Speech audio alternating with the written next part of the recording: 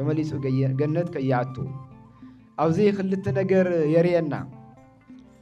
ሓደ አዳም ክንደየና ይልአክል እግዚአብሔር ከምል ተቆጥዖ ፈሊጡ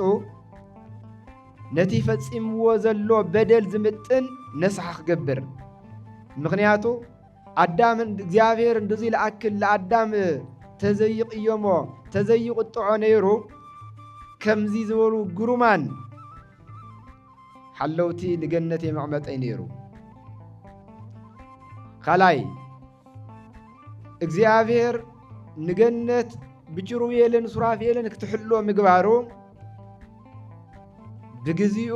ድሕሪ ነስሓ ምግባሩ አዳም ተመሊሱ ከምዛታ ምክንያቱ ንኻሊእ ዘይመሃው ኪሩቤልን ሱራፌልን ናብ ዓለም ዓለም ኣለዎም ገነት ዝደልየ ይኾኒ ነገር ግን ንኻሊእ ከይሃበ በኣታቶም ገነት ክትሕሎ ምግባሩ ብግዚኡ ንአዳም ትሕሎ ሓምለላ አዳም ተመሊሱ ከምልኣታ ንአዳም ተስፋ እዩ ክብሪ ምስጋና ለአምላክና ይኹን እምበር ናይ ቅዱሳን መላእክት መጀመርያ ሃለዋቶም አበይና ንረኽቦ ዘለና ኣብ ኦሪት ዘፍጥረት ምዕራፍ 3 ቁፅሪ 24 እዩ ካብኡ ቆፂሉ ዝተፅሓፉ መጻሕፍቲ ዝተደረሱ ድርሰታት ስለ መላእክት አጸቢቆም አብሪሆምልና እዮም ካብ መጽሐፍ ቅዱስ ክንርኢ ተለና መላእክት ግሩማን ፍጥረታት ምዃኖም ንሕድሕዶም 6 ክንፊ ዘለዎም ኣለው 6 ክንፊ ንሓደ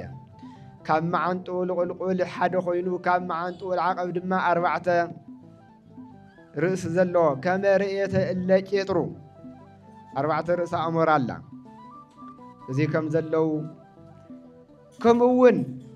መላእ ሰውነቶም ኩለንተኖም ብዓይኒ ዝተመልኡ እውን ከም ዘለው እዚኦም መጽሐፍ ቅዱስ ኣብ ትንቢት ሕዝቅኤል ምዕራፍ 1 ኣብ ትንቢት ኢሳይያስ ምዕራፍ 6 ኣብ ራእይ ዮሐንስ ምዕራፍ 4 ንረኽቦ እዩ ብፍላይ ራእይ ዮሐንስ 6 ክንፊ ኣለዎም ኩለንተኖም ዓይንቲ ዝተመልኡ እዮም ጥራሕ ዘይኾነስ ኣብ ሕድሕድ አንቀጽ ኣብ ሕድሕድ ክፍሊ ንባብ እዚ መልአክ እዚ ከምዚ ገበረ እዚ መልአክ እዚ ከምዚ ገበረ እዚ መልአክ እዚ ከምዚ ገበረ እናበለ መላእክት ብእግዚአብሔር ተኣዚዞም ዝሰርሕዎ ስራሕ እውን ነጊሩና እዩ ናይ አምላክ ፈጻምያና ፈቃድ ምዃኖም ነጊሩና ዮሐንስ በዓራይ ድሕርዞም ናይ መጽሐፍ ቅዱስ ጸሓፍቲ ኣበው ንዓታቶም መሰረት ብምግባር ድማ ብግዚኦም ዝተልዓሉ ሊቃውንቲ እግዚአብሔር መንፈስ ቅዱስ ምስጢሩ ኣብ ሓደ ዘመን ወይም ኣብ ሓደ ወለዶ ኣፍስስ ሰቢሉ ጠጠወ ይበለን በብግዚኡ ንዝተስኡ ወለዶ እግዚአብሔር ንሕድሕዶም ጸጋ ዓዲልዎም ብግዚኡ ዝግለጽ ብበዓል ጊዜ እዩ ዝገልጾ በቶም ቀዳሞት ኣበው ብነቢያት ብሃዋርያት ዘይተገልጸ ብዳሕረወት ሊቃውንቲ ክግለጽ ዝገበረውን ኣሎ ብፍላይ ሊቀ ነቢያት ሙሴ በቀዳሚ ገብረ እግዚአብሔር ሰማየ ወምድረ እግዚአብሔር በመጀመሪያ ሰማይን ምድርን ፈጠረ ኢሉ ጠቅሊሉ ደሚሩ ዝተናገሮ ካፍቶም ሊቃውንቲ ሓደ ናይ ቆጵሮስ ኤጲስቆጶስ ቅዱስ ኤጲፋንዮስ ዝርዝር ረቢሉ ኣብርህ ኣቢሉ ተናጊርዎ ኣሎ ምስ ቃሉ ዲና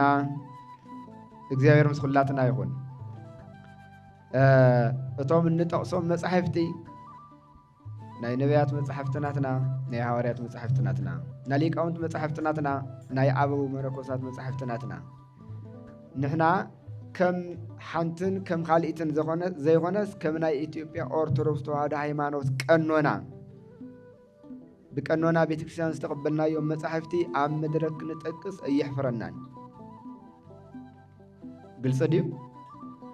ስለዚ ናይ ቅዱስ ኤጲፋንዮስ ድርሰት አክሲማሮስ ዝተባሃለ መጽሐፍ ወይም ቅዱስ ኤጲፋንዮስ ኣብቲ አክሲማሮስ ዝተባሃለ ድርሰቱ መላእክት መዓዝ ከም ዝተፈጠሩ ከመይ ከም ዝተፈጠሩ በደንብ ይነግረና መላእክት ጥንተ ተፈጥሮም ዕለተ እሁድ ምዃኑ ዝተፈጠርሉ ዓለም ድማ ኣፍተን ላዕለዎት ዓለማት ኣብ 3 ዓለም ኣብ 10 ከተማ ምዃኑ ዝተፈጠርሉ ምኽንያት ወይም ካብ ምንታይ ተረኺቦም ዝብል ድማ እግዚአብሔር ካብ ዝፈልጦ መጻሕፍቲ መነጋገሪ መመሳጠሪ ደልዮም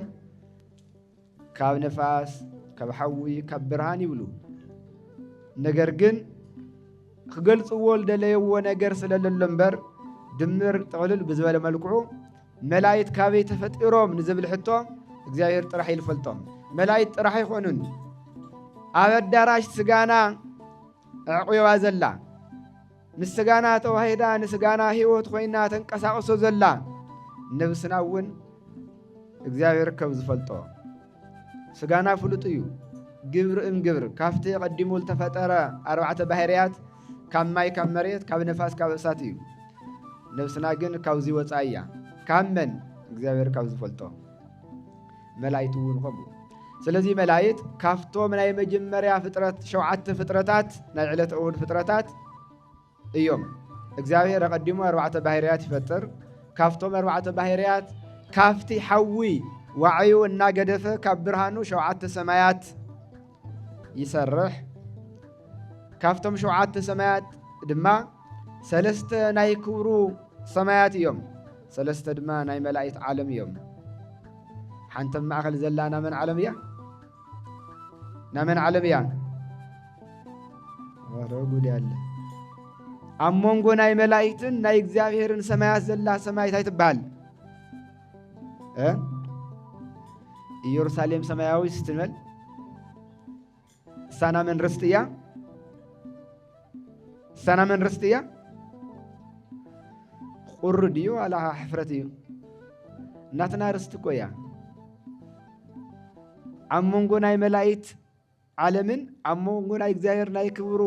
ሰማያትን ኣብ ማእኸል ዘላ ኢየሩሳሌም ሰማያዊት እናትና ርስትያ ንዓኢልና ኢና ቁሪ ንቕፍቀፍ ለለና ንዓኢልና ኢና ኩሉ ንዕገስ ለለና ንዓኢልና ኢና ድቃስ ኢና ቤተ ክርስቲያን ለሓደርና ቀትሩ መጺና ለቀደስና ከይዕረፍና ንዓኢሎም እዮም ወለድና ዘመኖምን ህይወቶምን ሁሉ ዝገበሩላ ኢየሩሳሌም ሰማያዊት ከመይ ጌርና ክንገልጻ እቶም መንፈስ ቅዱስ ለወርሆሎም ኣቦታት ሃለዋታ ካብ ምዝካር ሓሊፎም እዚ ትመስል እዚ ተኣክል ኢሎም ኣይገለጹልናን ኣዋእቲኻ እያ ትፍለጥ እግዚአብሔር ንዓዓ ንምውራስ ይብቅዐና ስለዚ ናይ መላእክት ዓለም ኢዮር ራማ ኤረር ይባሃሉ ክንደይ ዓለም እዮም መላእክት 3 ዓለም ኣብቶም 3 ዓለም ድማ 4 ከተማታት ኣለዉ ኣብ ኢዮር 4 ከተማ ኣብ ራማ 3 ከተማ ኣብ ኤረር 3 ከተማ መላእክት ብቁጥሮም 100 ነገድ እዮም ስለዚ ኣብ 3 ዓለም ኣብ 4 ከተማ ይነብሩ ቁጥሮም ግን እሱ ይፈልጦም ብነገድ ቁጽር ተለው 100 እዮም ነገድ ማለት ነገድ አዳም ማለት እዩ አዳም ካብ ዝተፈጠረ ጀሚሩ እስካዕ ዝሕዚ ክንደይ ሰብ ተፈጢሩ ተተባሂሉ ሓደ ወዲ እግዚአብሔር ይፈልጦ ንቐጻሊ ክስካብ ዕለተ ምጽአት ክንደይ ሰብ ዝኣክል ይፍጠር ተተባሂሉ ሓደ ወዲ እግዚአብሔር ይፈልጦ ዓለም ከጽንዕ በዚ ህዝቢ ቁጽር ገልጽ ዝኽእል ሕዚ ህሉ ዘሎ እዩ ዝሓለፈ ይፈልጦን ዝመጽእ እውን ይፈልጦን እሞ ናይ ሓደ ነገድ አዳም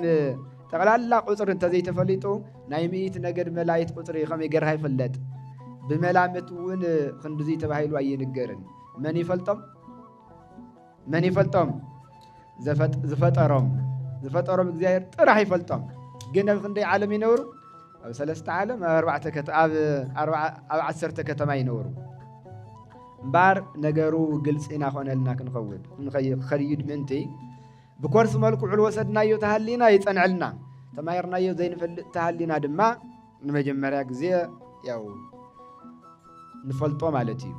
ነዚ ግምት ኣትዩ እውን እዩ ንእገሌ ኮርስ ወሲደሞ ነይሮም እዮም ንእገሌት ኮርስ ወሲደሞ ነይረን እየን ተባሂሉ ቃል እግዚአብሔር ኣይሕደጊ ተማሂርካ ምርሳዕ ኣሎ ጭራሽ እውን ዘይምምሃር ኣሎ ስለዚ ንኽልቲኡ ለማእኸል እዩ ባር ኣብ ኢዮር 4 ከተማታት ኣለዋ ብላዕሊ ክንጅምር ተለና